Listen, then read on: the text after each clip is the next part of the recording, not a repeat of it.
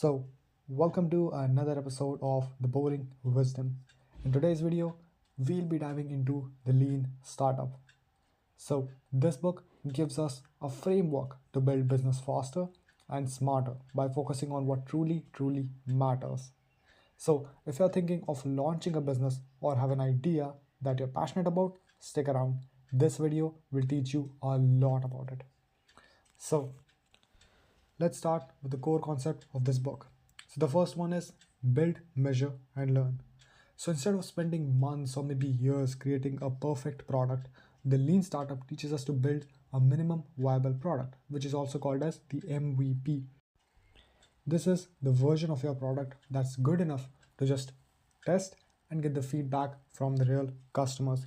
Say, for example, that you are a writer and you wrote an ebook or you decided to write an ebook.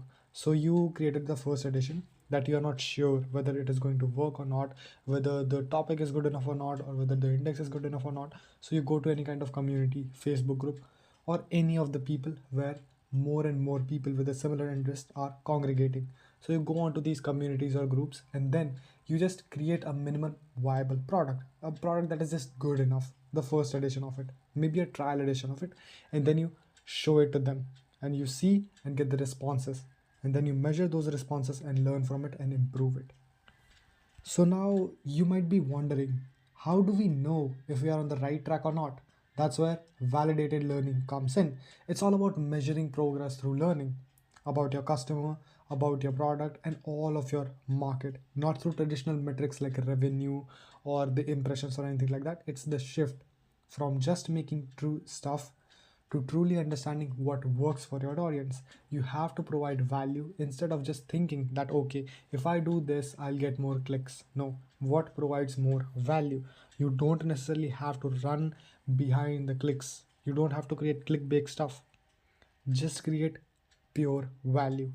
That is what validated learning means. Understanding what your customer needs and you give it to them. Then we have innovative accounting. So instead of tracking things like website traffic or social media followings, YouTube subscribers or views or anything like that, you track the actionable metrics that directly impacts your business. It helps you make smarter decisions on the real data, not just what looks good on paper. So you have to make the decisions as per understanding what truly matters for your business. Say, for example, that you are running a course or maybe you are running an ad. Simple as that. You're running an ad on Facebook. So what is the actionable metric for you? Sales. What is the actionable metric for you? Clicks, not just the impression. If you are like running a brand awareness campaign, that's fine. Impression matters a lot in that. But if you want to make sales, then sales is the metric that matters. Clicks is the metrics that matters. This is how you do the innovative accounting, understanding what data means to you, what data matters to you. And also at the end, pivot or persevere. This is probably one of the most important concepts in this book. After testing your minimum viable product and collecting the feedback, you have to decide that whether you should start everything from the scratch, just remove the things that you've created and start everything from scratch with maybe a different approach, or should you just continue down the same path. This is what you learn in this book. So, to give you an idea how this actually works in real life, let's take two companies that are really successful using these simple principles. So first one is Dropbox. So before they became really famous as they are in the household world today, Dropbox founder made a simple video showing how their product actually worked. This minimum viable product wasn't even fully functional at the time when they created the video, but it gave them a way to test interest before committing to building the entire product.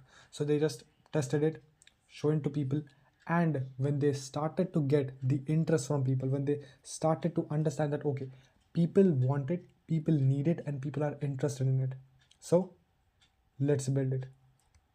So it gave them the way to test interest before committing to building the entire product. And guess what? It worked. And they got enough positive feedback to move forward. Then there's Zappos. You might have heard about that. The founders didn't go out to buy a warehouse full of shoes to start. Instead, they built a website, took photos of the shoes from the local stores and tested if people were willing to buy online. Once they validated the demand, they moved forward, build the warehouses, and rest is the history. So in order to start a journey just like them, like Zappos, like Dropbox, you need some actionable steps. So there are as follow. The first one is identify your hypothesis. This is the foundation of everything. Ask yourself, what problem does my idea solve and who is my audience? You have to sit down and analyze, like, who am I possibly helping? Who are my audience? Are they lawyers? Are they doctors? Are they full-time workers? Are they 9 to 5 workers, or are they freelancer entrepreneurs? Who are they?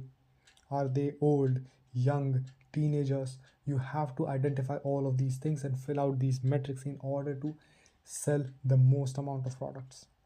There's the foundation. And you have to also understand, what problem does my idea solve? You cannot have a product which does not solve anything. You cannot just create something from thin air. You have to have a problem, then you have to have a solution. That is how you sell the product, because product is nothing else but a solution of some sort of problem. Number two, build your MVP. Don't wait to create a very perfect product that is just all the best in three words. No, build something very simple that you can just test. Something really simple. If you want to write a book, just create a summary. Just create a simple summary, 10 pages, 20 pages, good enough. Perfect. That is a good enough MVP, your minimum viable product. For example, if you want to create a new app, maybe just create a simple basic website or a simple demo video first, and then show it to a potential audience. Go on to communities, go on to questionnaires or wherever you like Quora or Reddit or any places that you prefer, and just show it to a potential audience. If they like it, continue building it and work extremely hard on it. But if they don't, then step number 3 is all about that. Get feedback early and often. Share your MVP with real users. Ask them what works and what doesn't, and what do they want more. Say, for example, you came up with an idea to create a course, you came up with an idea to create this kind of application. Ask your potential audience that what do they expect more in this product, what do they like in this product, what do they don't like in this product, and just get their feedback and work on it, and make sure you're solving their real problems. You're not just creating some product that does not even matter at any ways. You have to solve some sort of their problems in order to them for them to buy your product. So step number 4 is measure what matters. So focus on the metrics that tell you about your customers' engagement and retention. Avoid getting stuck in the vanity metrics like social media likes or comments or something like that. You just have to focus on the customer engagement and retention, or what matters the most. If you're making sales or anything like that, then just focus on the things that matters more. Maybe for you sales, or if you're running a brand awareness campaign or anything like that, then the impressions matters more. So it just very depends upon what is your potential customer and what is your potential target right now. Like, what are you looking for?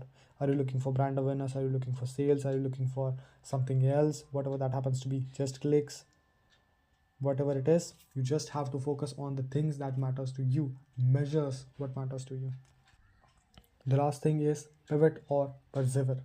After gathering the feedback, if you decide that you need to continue forward, then just go all in all.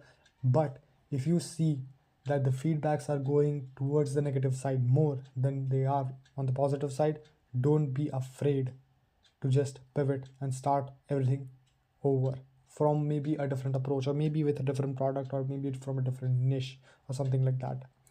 But you have to understand this is the most important part: pivot or persevere. So with that, this is the lean startup. It's all about building quickly, testing your assumption, and learning from the feedback. So if you're starting your own business or maybe a project, this approach will save you time, money, and help you make smarter decisions. So if you are interested in reading the book, The Lean Startup, then there is a link in the description. You can just go and click on that link and buy that book. Or if you want just the summary, then also there is a link to the summary that is available for free. So see you in the next one.